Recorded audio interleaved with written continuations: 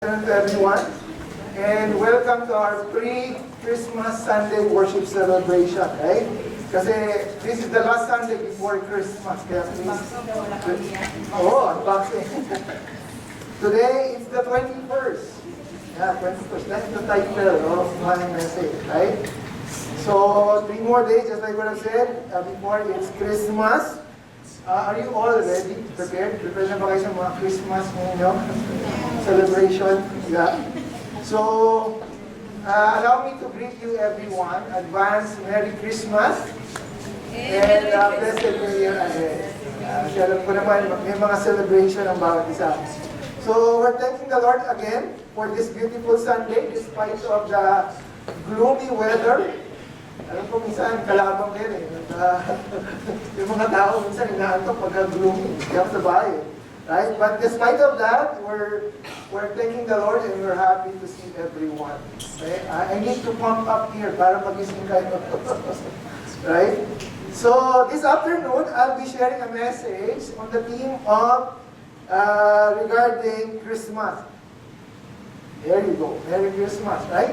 The birth of the Lord Jesus Christ. Kasi like what I've said, few more days, it's already Christmas. And it's good na kapag-usapan natin ito. You know, it's good to talk about Christmas according to what the Bible said. So we're going to look into some portion of the scripture that hopefully will give us inspiration as we celebrate Christmas, not only for this year, but every year. Okay? Kasi alam ko naman, all of us is celebrating Christmas, but the question is, how, right? So today, our text will be coming from 2 gospel writers. Okay? Because in the Bible, there are only 2 gospel writers that accounts the birth of the Lord Jesus Christ. And this will be from Matthew, and also in the book of Luke, or in the Gospel, as accounted by Luke. And our message for today will be a narrative form. It's like storytelling. Magkakwento ako ngayon dito. Hindi ako mag-expose, but more on storytelling. So we'll be reading a portion of here and there, and have a better view of the whole picture. Para makita natin yung whole picture about Christmas. Because most of us celebrate Christmas, but sometimes, unknowingly, not understanding the whole picture.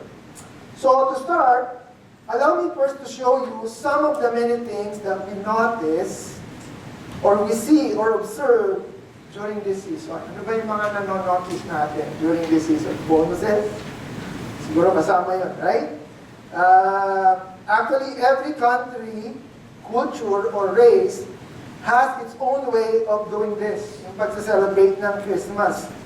Some are common and some are unique. And here, during the season, we start hearing, let me see if this works. There you go. Christmas songs. We hear Christmas song, Christmas carols from the radio. Actually, I'm listening to 98.1. I'm not advertising it, but every December, I think before December, they started, playing Christmas songs. We see Christmas decors like this, right? Bright lights, Christmas trees. Yeah, Christmas trees. Yung may mga magandang decorations sa bahay. Go to Sugar's house, maganda yung Christmas tree nila. And in other countries, in the Philippines, we also see Christmas lanterns, right? Especially sa Pampanga, nila Ate Seni. Doon sikat, kina Kuya Willie, doon sikat yung mga, ang tawag dyan, yung mga kapis. Yan, mga parol, kapis parol, right? So, what else? What do we see on Christmas here? We see midnight mass, right? I used to attend midnight mass before, right? And there's nothing wrong with midnight mass, right? I mean, as long as we know what we're doing, right? What else? Besides midnight mass in the Philippines, we also see Christmas shopping. Yahoo! Marami nagsha-shopping, especially nowadays. If you go to Divisoria, I think I brought my kids to Divisoria, they enjoy it. There's so much people, right? Because, lalo na during this season, So we miss the Philippines, right? Hopefully, all of us can go back and celebrate Christmas there. Christmas shopping, what else? Food? Mamami yung Mrs. Food. Puto bumbong, biling ka. Right? Food, more of food, and lots of food. Right? So, not only that, not only these things that we see, right? But during this season, we notice a lot of people trying to search for a deeper meaning of Christmas. The reason why most of them are doing this because they want to celebrate it. And some people, they try to find meaning on the things that they do. You know, people do things to make and find meaning on them, right? Sometimes they do gift giving, right, on Christmas. And I think we supported this gift giving, yung shoe boxes, right? Hopefully we could send some gifts to those kids. What else? You know, they also do for giving for the sake of Christmas, fellowshipping, gathering, reunion, Christmas parties, and much, much more. Right? This is common during this season. Right? And again, there's nothing wrong with that. Wala namang masama if we celebrate or we do this kind of things. In fact, most of us like to do it. Ang sarap naman mag-celebrate, mag-decorate ng house. But here's the big question. Here. What Christmas is really all about? Right? Do we really understand what Christmas is all about? Do we know the why, the what, the when, and how Christmas came about?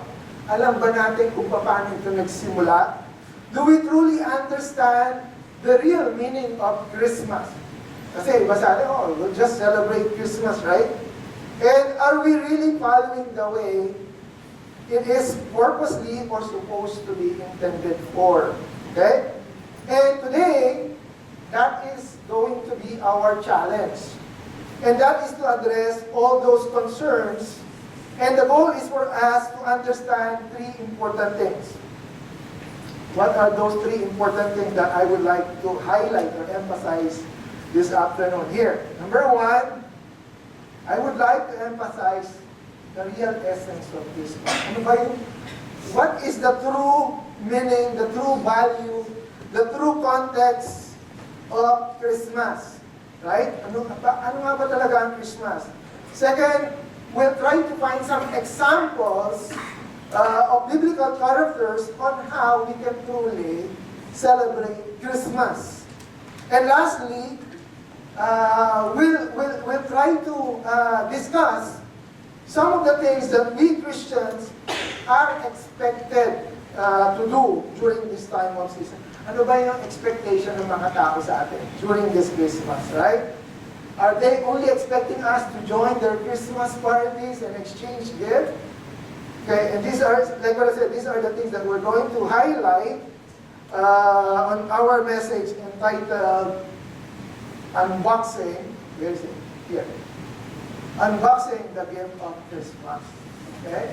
So, sino ba sa inyo mahilig mag-unbox ng gift? Right? Actually, as you can see there, I have given some emphasis on the word Christ, on the name of Christ, because Christ is the gift that keeps on giving. Right? So, but before we proceed further, let us open this time first in a word of prayer. Pray muna tayo. Our Heavenly Father God, Lord, once again, we would like to thank you for this time, for this opportunity, Lord God, that we gathered here to praise you, to sing songs for you, Lord God, and to worship you, and listen to your word, Lord God, for this afternoon. Lord, we pray that you give us the message for this afternoon, Lord God, and we will not leave this place empty-handed. And Lord, that we will be able to glorify you, Lord God, in the highest. Be glorified in our midst, even as we listen to your word, Lord God. Be the deliverer of your word, Lord God. And use me only, Lord God, as your mouthpiece, as your footstool. Be glorified, Lord God, you and you alone. This we pray in Jesus' name. Amen. Amen. So again, the title of our message, unboxing the gift of Christmas. Because the reason why I use the word unboxing, because I want us to understand, to reveal, okay, to expose what's the true meaning of Christmas. Parang binabalatan natin, ina-unwrap natin. Okay? And to start our message, allow me to share a bit of a background first. Okay? Let me give you some background first. The birth or the account of the day when the Lord came to earth can only be found on two gospel writers, just like what I've said, right? You can find this in Matthew chapter 1 and in chapter 2, and also in Luke chapter 1 and 2. Those are the only two places, specifically describing the birth of the Lord Jesus Christ, okay, on those two gospel accounts. So if you want to know more about the entire story, read the two chapters, chapter 1 and 2 of Matthew and Luke. But for today, for the convenience of time, I'm not going to discuss the whole thing, but our main focus is to learn the story by just simply summarizing portion of those two chapters. Kasi kung babasahin mo nga naman lahat, it will take us some time. So my goal is to present the chronological order of how things happen during the first Christmas. So if you have your Bible with you, I'd like to invite you to open it, just prepare it, in the book of Matthew and Luke. And just simply follow along with me as I narrate the Christmas story. Okay? And by the way, in order for us to clearly understand the whole picture, I decided to divide this story into 3 sections. Ay, para mas maintindihan natin, 3 sections. What do you mean, Pastor Adel? Okay, first section, I would discuss about the days before the birthday. Okay, ano ba nangyari? What are the things that happened before the birthday? Second, the actual day of the birthday. And then, next is the days after the birthday. Ano ba yung mga nangyari? Okay? So first, the events prior to the birthday. The days before the birthday. What happened? Okay, here. In Luke chapter 1, verse 26 to 35, you can see here, right? You can see there. During the 6th month of Elizabeth's pregnancy, you know Elizabeth, right? The cousin of Mary. The archangel of the Lord, Gabriel, appeared to Mary, a virgin from Nazareth. Remember that we have discussed about the place Nazareth. It's not a popular place, right? In fact, it is a poor city, right? The angel of the Lord visited Mary, who is pledged to be wife for Joseph. And the angel announced that God had chosen her to bear His blessed Son into the world. So pumunta ang angel, sinabi nga kay Mary, but as you can see, Mary was caught surprised and asked the angel, sabi niya sa verse 34, you can see that, how will this be? Mary asked the angel, since I am a virgin. Right? Remember, Mary was a virgin. He never, seen any man during that time. But the angel answered him, the Holy Ghost shall come upon you, and the power of the highest shall overshadow you. Okay, so yun ang sinagot. That was the answer. Like what I've said, I'm just simply going to narrate the story. Okay? And there are 2 important things that we could see here, based from the exchange of discussion, right, between Mary and the angel. First, we could see here the incarnation of the Lord Jesus Christ. Pag sinabi natin incarnation, what does it mean? It means yung pagiging tao niya. From being God, He incarnate to being a man. So those are, the second one is, it speaks about the divine conception. When you say divine conception, this is the overshadowing of the Holy Spirit to Mary. Imagine, nagbuntis siya without a man, right? It is by the Holy Spirit. Angel told Mary that her son would be called the Son of God, right? So prior to the birthday, the angel of the Lord visited Mary. And besides Mary, also, he visited Joseph, this time in Matthew. Okay? I have it on Matthew chapter 1, verse 19 to 23. Again, Joseph then, upon learning of Mary's pregnancy, and Joseph being a just man and not willing to make her public example, what happened? He minded and decided to put her away privately. Yun yung naging first reaction ni Joseph nung nalaman niya that Mary was pregnant. Okay? Sabi niya, okay, let's divorce or let me leave you. However, that same very night, prior to the birthday, Angel Gabriel visited Joseph in a dream, right? Concerning the impending birth of the Lord Jesus Christ. And the angel told Joseph that this baby shall save his people from their sins. He said that he will be called Emmanuel, meaning God is with us. You see that, right? You know? Sabi doon, Emmanuel, which is translated, God with us. So prior to the actual day, what happened, what transpired? The angel visited the parents, Mary and Joseph, on two separate occasions. And like what I said, we could find them in Luke and in the account of Matthew. So that was the event prior to the birthday. Now let's look at the actual date of Jesus' birth. Okay, the actual day of the birthday. This time we could find this in Luke chapter 2, verses 4 to 7, and in 9 to 14. So you can just simply, glimpse on the board. Joseph and Mary together now. So they are, magkasama na sila. And they were brought to Bethlehem because of an enrollment decree. There was a decree that time that everyone should go for census registration. This command for each Hebrew citizen to be counted from their own birth. Kung saan sila pinanganak, kailangan magparehistro sila. This is for census. And during this time, during that event, Mary gave birth to the Savior. You can see that, right? In verse 5. He went there to register with Mary, who was pledged to be married to him, referring to Joseph. And verse 6, while they were there, the time came for the baby to be born. So that was the exact time when Jesus came outside the womb of Mary. And during this time, Mary gave birth to our Savior. And in the Gospel of John, I heard this a while ago with Pastor Adonis. In John chapter 1, verse 14, this is the word described. The Word became flesh. Okay, remember in John, right? It was described that the Word became flesh. That is exactly what it means.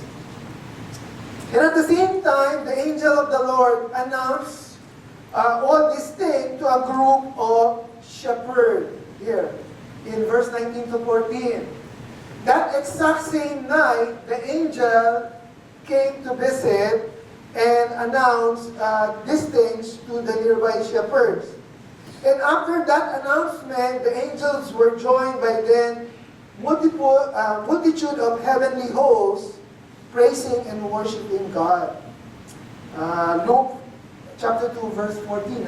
Sabi sa baba, sabi nga, glory to God in the highest heaven, and on earth, peace to those on whom He is forever reigning. Sabi nito, heavenly hosts. How many heavenly hosts, how many angels do you think it was there during that time? There were so many. Pag sinabi natin hosts, it's just like a battalion, di ba? So those is how it is described. Okay, so that is the actual birthday. Yun yung nangyari. There was no exchange gift, there was no decoration, there was no simbang gabi, but that's the day when the Lord Jesus Christ came to the world, right? Now, let's discuss now the things after the birthday. Because when we're reading this in the Gospel account, sometimes we read it so fast and we don't understand what really transpired. These are the things that happened after the Lord Jesus Christ already been born. But I want us to notice three important key places here. Okay? The first one, it took place in the temple. Here, in Luke chapter 2, verse 22 to 38. Okay? And again, this is already after the birthday. Because sometimes we have a misconception na it took place exactly the same day. And what is happening here, it was mentioned that here, Joseph and Mary went to the temple to offer a pair of doves or two young pigeons, right? But according to Jewish culture, especially if we read Leviticus chapter 12, this time, the baby Jesus was circumcised on the 8th day and was officially named Jesus. Because during that time, meron silang tinatawag na parang Jewish culture na in the 8th day, kailangan ma-circumcise ang bata. So, assuming that that is what they're following, especially Joseph and Mary, so it was already on the 8th day when they went to the temple. And in verse 22, Jesus is now around 40 years and 40 days old. Right? Because it says here, he was brought to the temple as part of the Jewish culture. Joseph and Mary is about to offer two doves or pigeon as a ceremonial offering to the temple. Because remember, after the birth of Mary, she is considered as an unclean at that time. She cannot go to the temple yet until 40 days, if I'm not mistaken, right? There was a Levitical law that you can only make a sacrifice offering after 40 days of giving birth. So assuming that is the situation, so by this time, when the Lord Jesus Christ came to this temple, He was already 40 days old. Hindi na siya infant na kalalabas na. However, sometime back, the Holy Spirit had promised an old man named Simeon that he would not see death until he sees God, the Messiah. And this took place inside the temple. So if you read the Gospel of the account of the Nativity, you will see this character, the biblical character of Simeon. Siya yung matanda na he never faced death until he see the Lord Jesus Christ. So when Jesus was brought to the temple, Simeon immediately recognized this 40 days old baby as one they're talking. Taking the baby on his arm and give thanks to the Father for what He has done, and proceed to proclaim what the Savior will do. And as verse 25, you see there was a man in Jerusalem called Simeon, that he is a devout, and he was waiting for the consolation of Israel, right? And not only that, actually, there is another person inside the temple that was noted in the Nativity story. And this was Anna, the prophet. Okay? This is a godly 84 years old widow named Anna, who also comes in and also thank God for the Father for His gift to the world. And sa verse 38, sabi doon, she gave thanks to God and spoke about the child to all who were looking forward to the redemption of Jerusalem. So there are two important biblical characters inside the temple. Simeon at saka si Anna. They are both old, right? But still, they were given the chance to see Jesus face to face. Okay, so those are the things that happen after the birthday inside the temple. And inside the temple, it's already 40 days old, right? Now, let's look at this account in Matthew, but this time, it took place in the palace. Okay, in the palace. Right here. Matthew chapter 2, verses 1 to 3, and verse 8. Ano sabi dyan? A wise man, or a group of religious astrologers, arrived in Jerusalem and inquired of Herod about the recent birth of King of the Jews. And according to some theological and historical studies, this visit of the three wise men took place perhaps until between 1 to 2 years old. Between 1 to 2 years after the angels announced the birth of after the angels announced the birth to the shepherd. Okay, ibig palang sabihin, yung nakikita nating manger, the three kings who is visiting the manger, was not true. Right? Because in the manger, the baby is still an infant, but this time, when the three astrologers or magi, when they visited, it's already between those years, 1 to 2 years na pala. Right? Note in verse 9 to 14, do I have it there? No. Jesus is referred as a young child.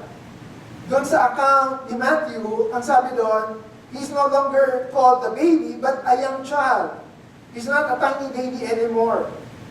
Also, when Herod attempted to kill all the children in Bethlehem, when he gave the command or the decree or that ordeal to kill the kids, it was from 2 years old and below. Ibig sabihin, yung pinamapatay ni Herod ay yung 2 years old na. So why would you kill 2 years old? Then, logically, because it's possible that the Lord Jesus Christ at that time is already within that age frame. Okay? So when we see that the three kings visited the Lord Jesus Christ, actually it's no longer in the manger. We could see that already inside the house. Right? It's no longer in the manger, but it's already in the house. Look at verse 9 of Matthew chapter 2. Upon being led by the stars to the Messiah's very home. Look at verse 11. Ang sabi sa verse 11. And when they had come into the house, they saw the young child with Mary his mother. The house, not in a manger, right? The wise men fell at his feet and offered him their gifts. They gave him gold, which speaks about his deity, frankincense, which speaks about his humanity, and myrrh, which speaks about his future suffering. Okay? And after this, as God had warned the Magi of Herod's real plan, they all departed and went into another way to go back to their own land. Okay? So, that was the first Christmas story, right?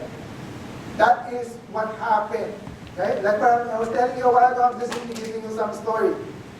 So, the question now is, now that we have this idea of what really transpired during the first Christmas, just like what I said, wala naman exchange gift, walang bonuses at that time. Now, what can we learn from this? Okay, let's try to accomplish our goal for today. And those are to understand, remember the three things. The essence, the example, and then the expectation. Okay, so now that we understand, what happened, what transpired in that story, let's see the essence of Christmas. What is really the essence of Christmas? Ano nga ba talaga yung true value ng Christmas?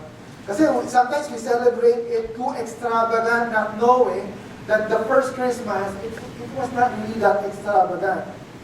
Okay? Basing from the text we have read, yung sa mga binasa natin, we can clearly see that the passage intends to convey that the very essence of Christmas is that Christmas is salvation. Right? Sabi sa Matthew chapter 1 verse 21 to 23, and sabi gano'n, and she will bring forth a son, and you shall call his name Jesus, for he will save his people from their sin. So Christmas is basically salvation. Okay? It's good to have all those events, those gatherings, those fellowship, But we have to understand the real purpose for Christmas is man's salvation. But secondly, this is what I've learned from Pastor Adonis this morning. Sabi niya, Christmas also means peace. Peace between man and God. Look at the following verses. Sabi ganon, and all this was done that it might be fulfilled, what was spoken by the Lord through the prophet, saying, Behold, the virgin shall be with a child, and bear a son, and they shall call his name Emmanuel, which is translated, God with us. When we say God with us, it means that God is for us. Meaning, the broken relationship between man and God is now fixed, or it is now repaired, right? Ano sabi niya kanina? Nakalimutan ko tuloy. Irenea, is that the right word? Irenea, the meaning of peace in Greek? Irenea, right? O, see? Naalala ko pa yung preaching kanina. I went to preaching this morning. Irenea, which means putting it back together. The one that is broken, it was put back, or it was restored back. So the birth of the Lord Jesus Christ, it is incarnation of the living God for the salvation of men.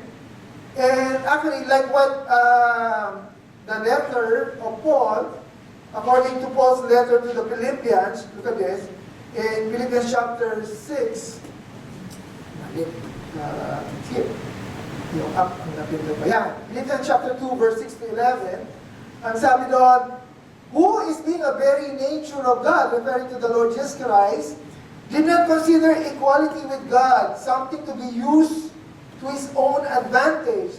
Rather, he made himself nothing by taking the very nature of a servant, being made in human likeness. So this is what we are referring here, right? When did it happen? When did he became in human likeness? During Christmas time. During the Nativity. And being found in appearance of a man, he humbled himself by becoming obedient to the death, even death on the cross. Therefore, God exalted him to the highest place and gave him the name that is above every name. That the name of Jesus, look at this, every knee should bow in heaven and on earth and under the earth. Okay? Every tongue acknowledge that Jesus Christ is Lord to the glory of God the Father. Even if we don't acknowledge Him right now, time will come, whether we like it or not, we will acknowledge, everyone will acknowledge it, because it was God's promise, right? It is true that Christmas is that event when Christ came to earth, as we read it, but to further realize it, Christmas is not just simply commemorating, but rather living the way God purposely intends it to be. And that is, again, Christmas is salvation, right? Christmas is salvation, and Christmas is eternal life with the Father. This is the only way we could have that privilege. If not, if the Lord Jesus Christ did not came to the world, then we could not have salvation, and we could not have that relationship with the Father. It's sad to know that the dictionary described Christmas, how they describe it. The dictionary described it is an annual festivity of Christian community. Yun daw ang definition ng Christmas. Commemorating the birth of the Lord Jesus Christ. In a way, it's true. Yun naman talagang ginagawa natin. That's what we do. We commemorate. But as Christian, we should also understand that that is not the complete description of what it is really all about. Again, in essence, what is Christmas? Now, Christmas is not only about gift, but it's about the ultimate gift. Sino ba yung ultimate gift natin? It's the Lord Jesus Christ, right? It's not only a one-time event, but it's a long life commitment. Christmas is not only about those lights on the tree. but Christ being the light that was hung on the tree. It is not only reuniting with friends and family, but rather Christ being our friend and part of our family. Christmas is not only about those lanterns, but living Jesus' life as a pattern. It's not only about food and cheer, but being good and grateful all throughout the year. Christmas is not only about exchanging gifts, but also forgiving and forgetting gifts. Actually, that poem, I wrote it so many years ago. Ginamit ko lang ulit ngayon. But there's truth behind it, right? Now, it is important for us to know that Christmas is not only a commemoration, but most importantly, a lifelong application. To live and to know the Lord Jesus Christ is the very essence of Christmas. Yung buhay natin, yun yung reason kung bakit may Christmas. That's the very reason. It's Jesus Christ. Now, let's move on to point number 2. The examples of Christmas. Okay? Sino-sino ba yung... Who are the people that we see on those 2 chapters? Of course, we see the Lord Jesus Christ, right? We learned that the Lord Jesus Christ was born king. He was not an appointed king. Walang nag-appoint sa kanya, right? He was the only king born in a manger and was born by a virgin.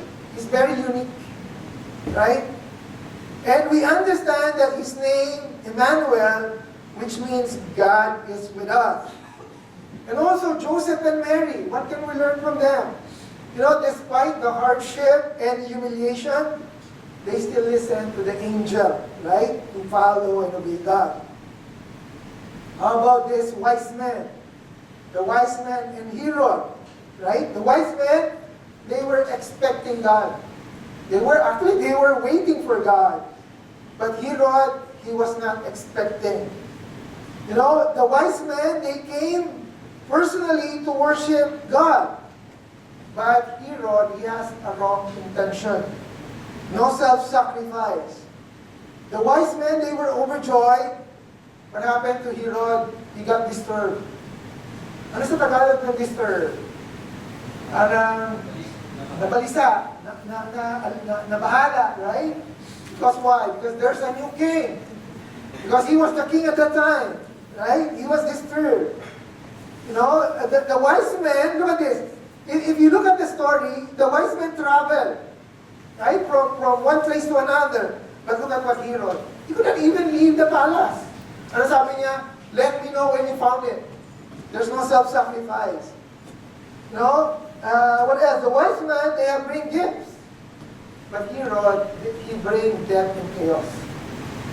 Those are the things that we could see from those guys. How about the shepherds? The shepherds, we know that they were able to experience the prophecy and they were able to confirm it.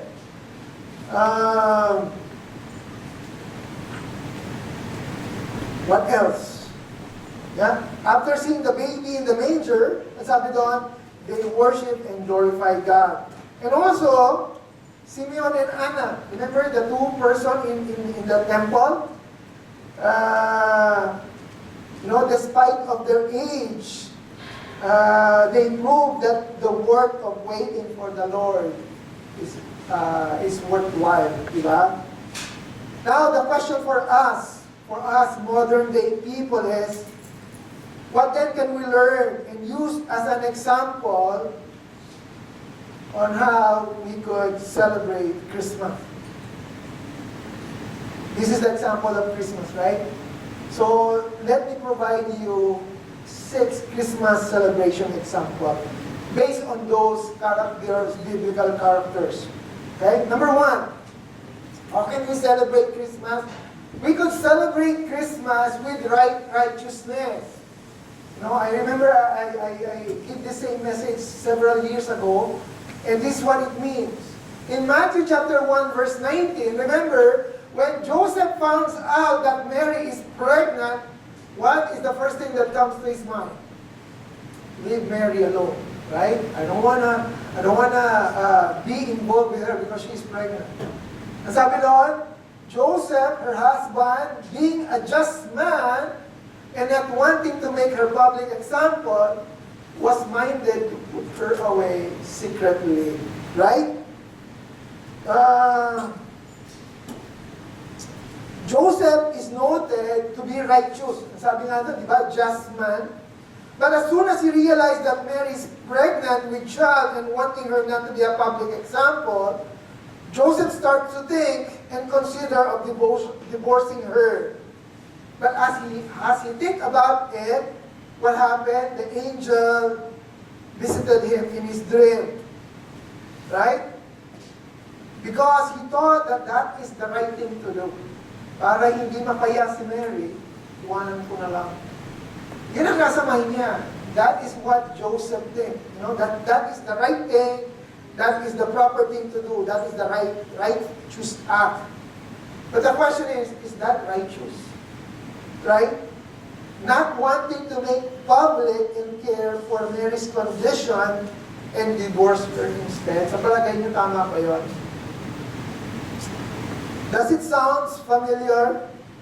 You know, similarly, a lot of people wanting not to offend others decided not to greet Merry Christmas but just simply say, Happy Holiday. Why? Because I don't want to offend other people. Is that the kind of righteousness? Right? Diba? We don't want to offend people, so we'll just simply try to hide and skip everything.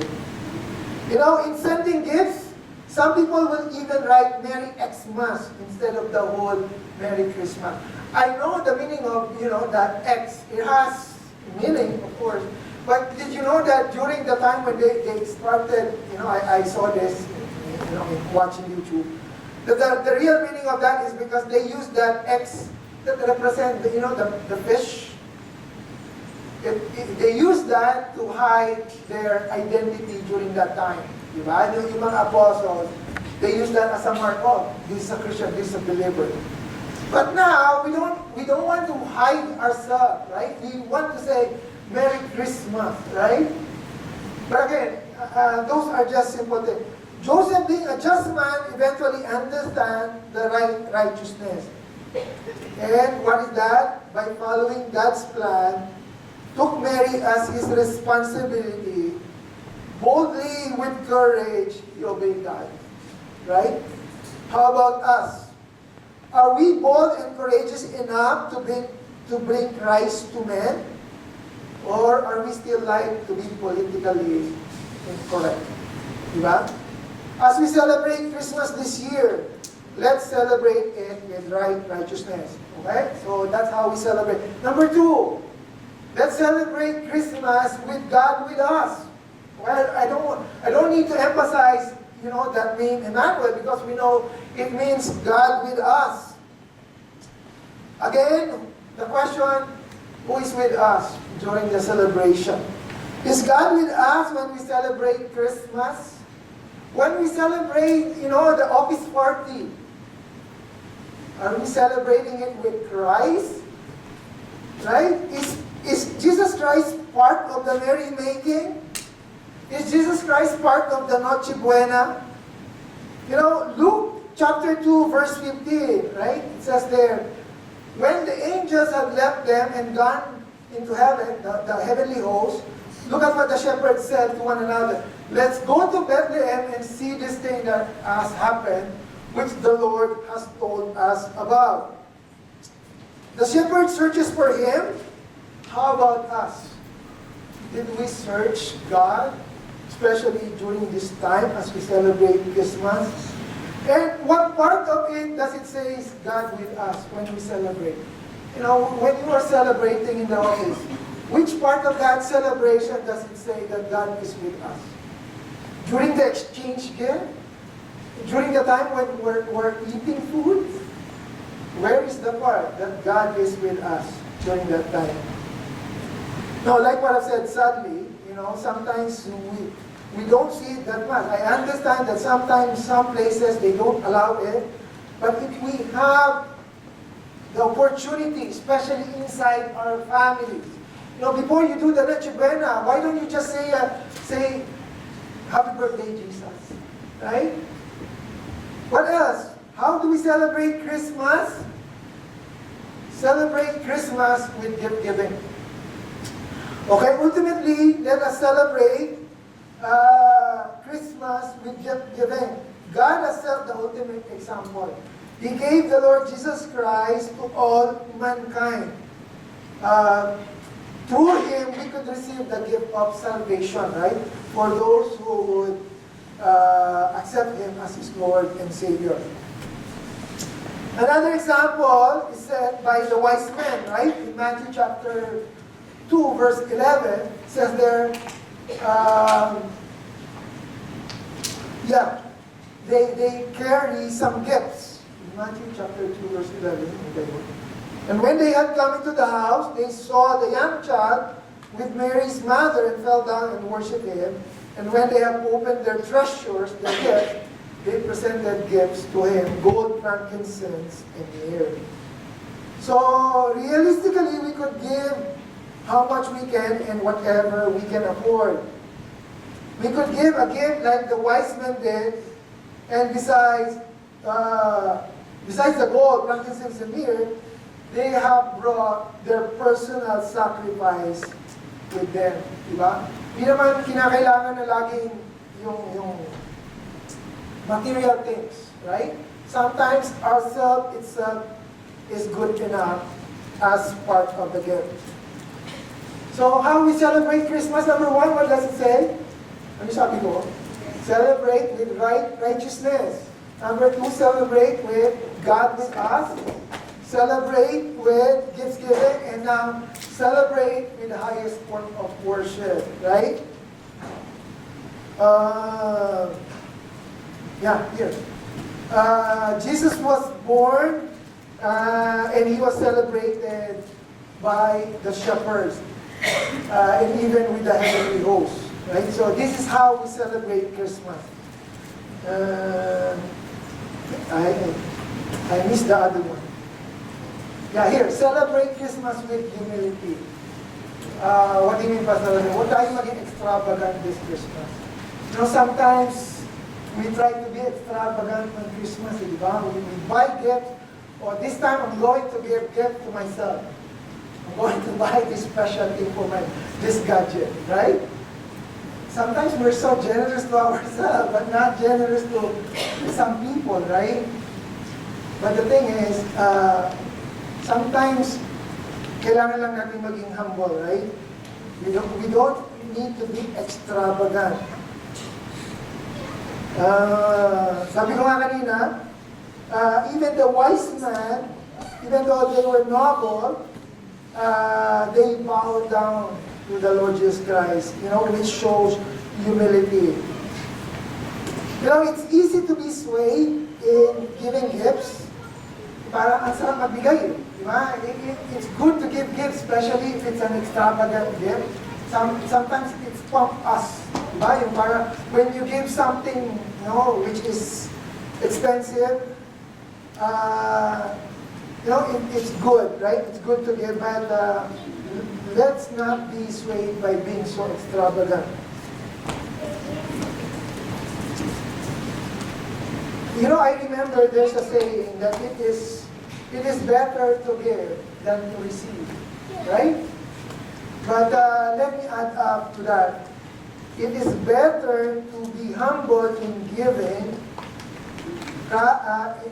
wide rather than expending with pride.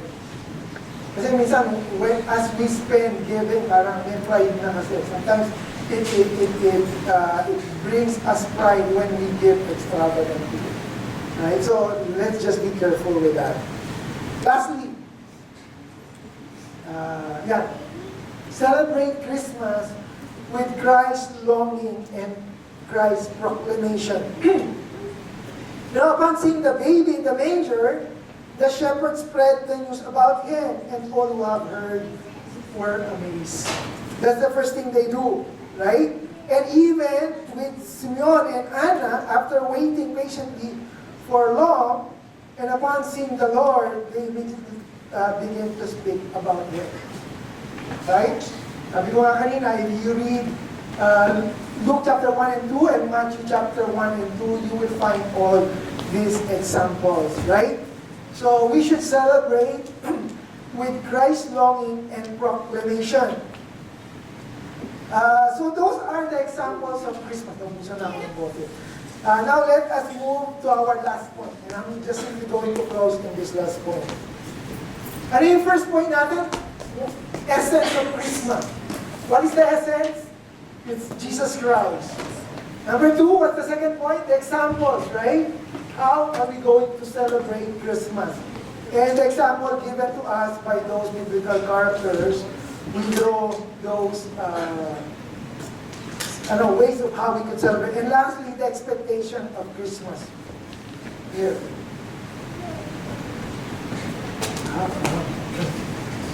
Yun, examples of Christmas, and then the expectation. Ano ba ang expectation from Christmas? Here.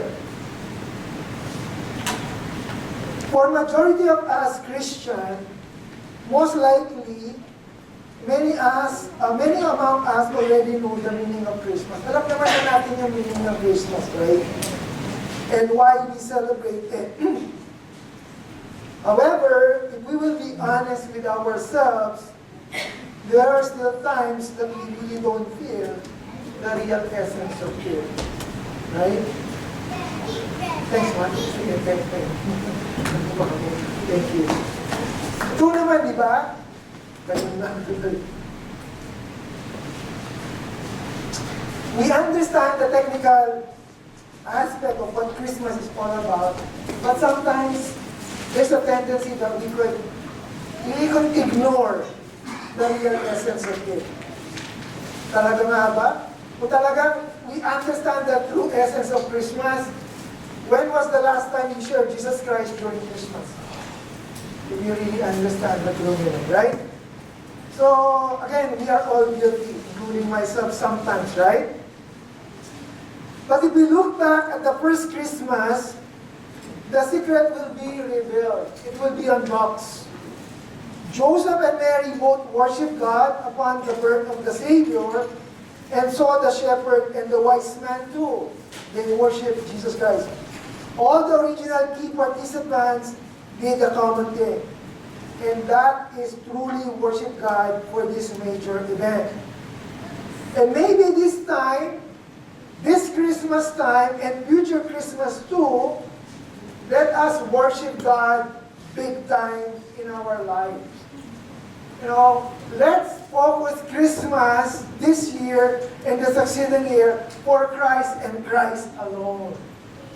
And as we worship Him, miracles do happen. Expectation will no longer be focused on our own personal petty needs. Hindi niya ako binigyan ng regalo this year. Ang mura nung regalo niya sa akin. Diba? So if we focus ourselves on the Lord Jesus Christ, we could ignore all those things. We will no longer focus on our problems. Instead, we'll be able to focus on the main celebrant. Let me ask you a question. Normally on a birthday celebration, what happens, right? We see the celebrant. What is he doing? This one. Blowing his cake. Parang cake na gawa ng sugar. Di ba pag kami birthday, anong ginagawa ng birthday celebrant? He blows the cake. But before he blows the cake, he make a wish. The big question is, if the Lord Jesus Christ would make a wish this year, right? Are we ready to give it to Him?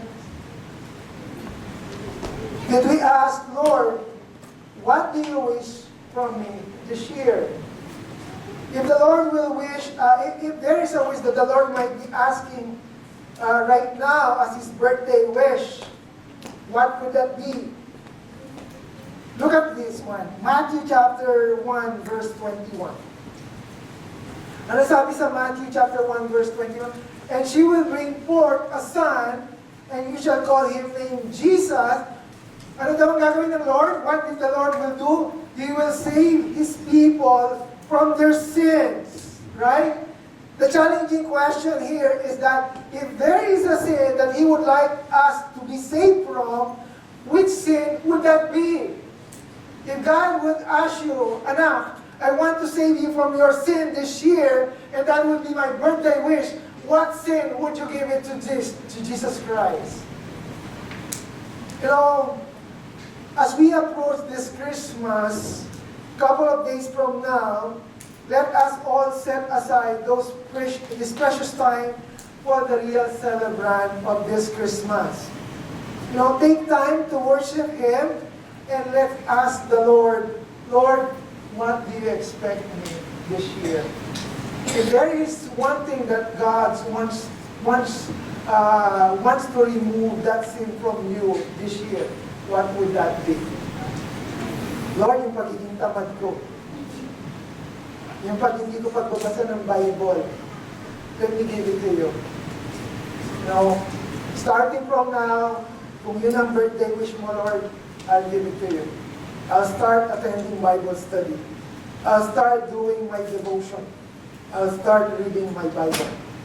Again, church, this is the real essence of Christmas. We celebrate Christmas. We have to celebrate it with the right intention and understanding the essence of Christmas. Let's bow and let's pray. Our Heavenly Father, Lord, thank you once again for giving us, Lord, an insight and understanding, Lord God, of the true value of Christmas. Lord, forgive us, for there are so many times that we forget and we ignore, Lord God, the real essence of Christmas. And that is you, Lord God. Thank you, Lord God, for this season, Lord God, that we could remember and be reminded that the real purpose of Christmas, Lord God, is to know that you came to the world to save us from all our sins. And Lord, as we celebrate this great event, or this Christmas season, Lord God, Lord, we pray that you will be the focus and you will be the center of our attention. Be the center, Lord God, in our Noche Buena. Be the focus, Lord God, the center of our celebration this year. Thank you, Lord Jesus. This we pray. Amen.